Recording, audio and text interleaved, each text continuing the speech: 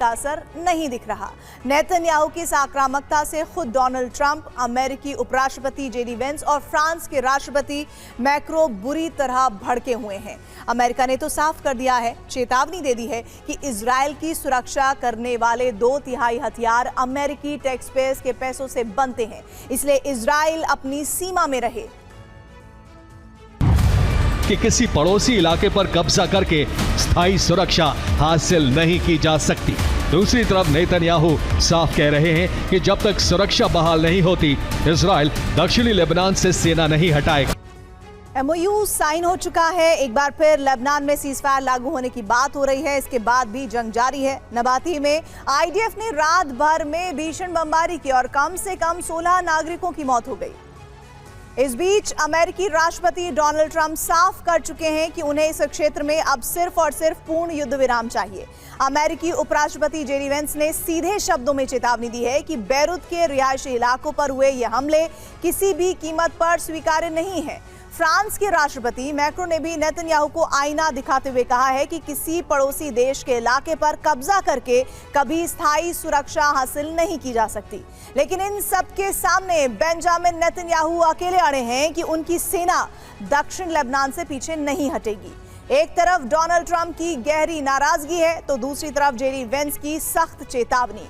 एक तरफ फ्रांस के राष्ट्रपति मैक्रो की तीखी आलोचना है तो दूसरी तरफ इतना ही नहीं, खुद इजरायली मीडिया इस वक्त सबसे बड़ी चिंता में डूबा है।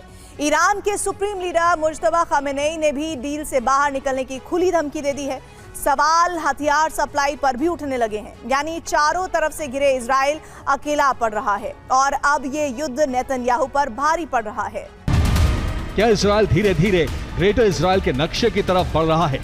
लेबनान की जमीन पर जो नई रेखाएं खींची गई हैं, वो सिर्फ सैन्य नक्शे का हिस्सा नहीं है, बल्कि ये लकीरें अब पश्चिम एशिया की राजनीति को बदलने वाली नई हकीकत बन सकती हैं। यानी इजराइल का नक्शा एक बार फिर बदल सकता है।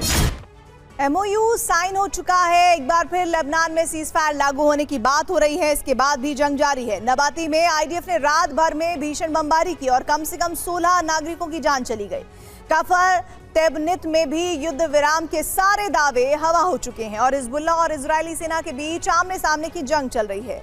अली ताहिर के पहाड़ी इलाके में भी आमने सामने की जंग चल रही है। यानी सीधी बात यह है कि कागज पर भले युद्ध विराम हो चुका हो, लेकिन जमीन पर भीषण युद्ध जारी है। हिजबुल्लाह की बारूदी सुरंगों और एंटी टैंक मिसाइलों ने इजरायल के कम से कम 5 सैन्य वाहन तबाह कर दिए हैं। हालात इतने बिगड़ गए हैं कि इजरायल को 4 हेलीकॉप्टर्स के जरिए अपने सैनिक निकालने पड़े हैं।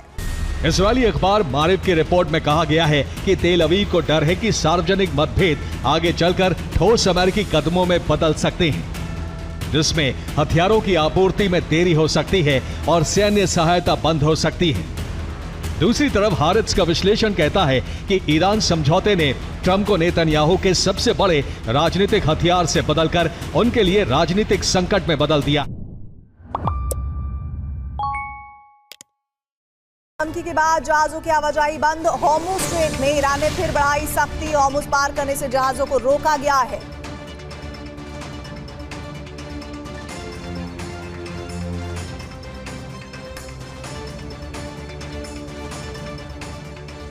समझौता, यह शब्द दुनिया भर में सबसे बड़ी सुर्खियां इस वक्त बना हुआ है।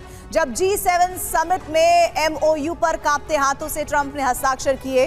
ट्रंप ने उसी वक्त कहा था कि आसान नहीं है, लेकिन उनका आशय था कि समझौते पर हस्ताक्षर करना आसान नहीं है और वो ये भूल गए कि समझौता उस ईरान से हो रहा है जिससे पार पाना आसान नहीं है। अब इस एमओयू से ईरान पीछे हट गया और होर्मुज को एक बार फिर बंद कर दिया, क्योंकि ईरान का कहना है कि एमओयू लागू ही नहीं हुआ। उसका तर्क है कि इजरायल ने लेबनान पर हमले नहीं रोके, ये तो समझौते की पहली ही शर्त का उल्लंघन हो गया। इसीलिए होर्मुज फिर से बंद है और अरब में फिर महासंग्राम के तीसरे चरण की आहट गूंज उठी है। आईआरजीसी ने शाम को होर्मुज बंद करने का ऐलान कर दिया। आईआरजीसी ने कहा कि कोई भी जहाज होर्मुज क्रॉस करने की गलती ना करे। लेबनान पर हमले होने के कारण होर्मुज बंद किया गया। ट्रंप ने कहा कि ईरान को अब कोई रकम नहीं मिलेगी। ट्रंप ने धमकी दी कि ईरान पूरी तरह खत्म हो चुका है। अमेरिकी राष्ट्रपति डोनाल्ड ट्रंप और उपराष्ट्रपति जेडी वेंस पहले ही कह चुके हैं कि अंतर्राष्ट्रीय समुद्री कानूनों के तहत होर्मुज स्ट्रेट एक अंतर्राष्ट्रीय जलमार्ग है। जहां फ्री पैसेज का नियम लागू होता है। शिपिंग इंडस्ट्री और अमेरिका के खाड़ी सहयोगी जैसे सऊदी अरब और यूएई इसका कड़ा विरोध कर रहे हैं।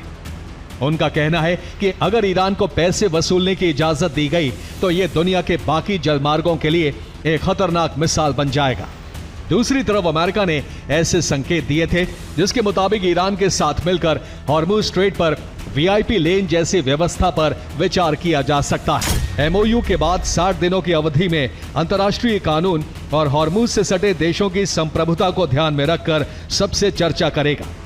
हॉर्मुज में भविष्य के प्रशासनिक मॉडल को तय करने के लिए ओमान सल्तनत के साथ बातचीत करेगा।